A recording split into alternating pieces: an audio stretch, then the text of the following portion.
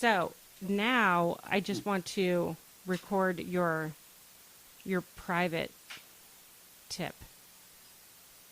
Private tip that I didn't just do Yeah, that. I know you spilled some good stuff. So what I'm looking for is like maybe even something that you would normally share at the workshop, or just just one thing that is something that you would just normally not share with people.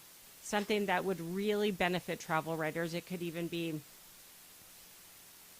So connecting with a certain person. It could be just a trick that you use in the way that you pitch, the way that you connect with people, the way that you network, that really has been beneficial to you as a travel writer.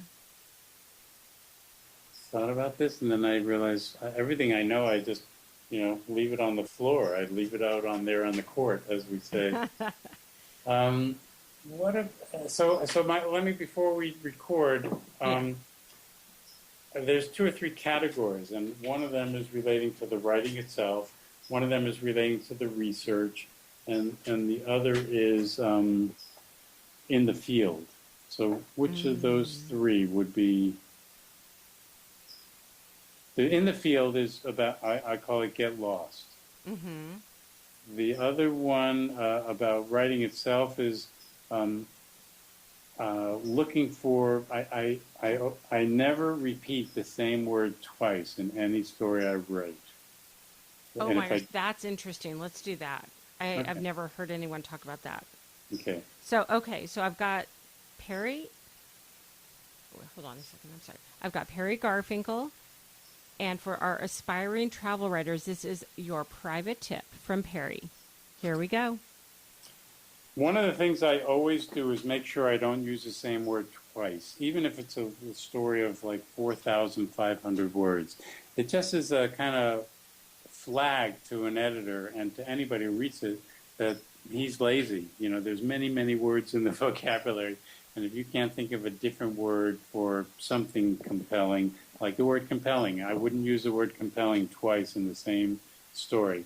And because how I do that, how I make sure I do that is I always read what I'm writing from the top all the time. In other words, I write a paragraph, I read it from the top, and that top will tell me what is the next paragraph to come. And then I read the two paragraphs together. And then those two tell me what's next to come. And I keep the flow going. So by the time I've actually finished writing a piece, it's almost as though I've memorized it. And that's another way I noticed that, oh, I used that word compelling twice because I've read this story 100 times.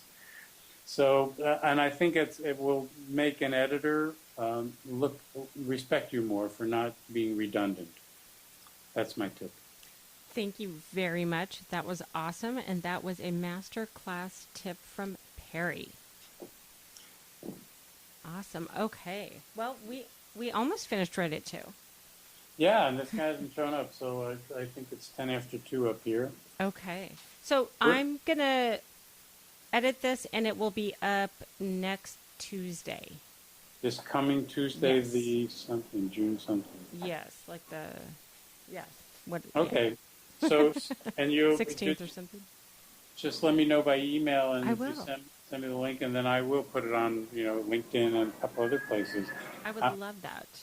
I'm trying to figure out from this website at NoWayPay whether it looks like they have a little sidebar where they post up stuff. So, anything I promote with this workshop, Oh. I can put on this thing, and I'm going to ask the guy Justin. That would be really cool because that would, I think, really help sell the course for anyone who was on the fence if they heard this Right. interview and they'd think, oh my gosh, if that's what he's sharing on the podcast, I can't imagine what's going to happen in this workshop.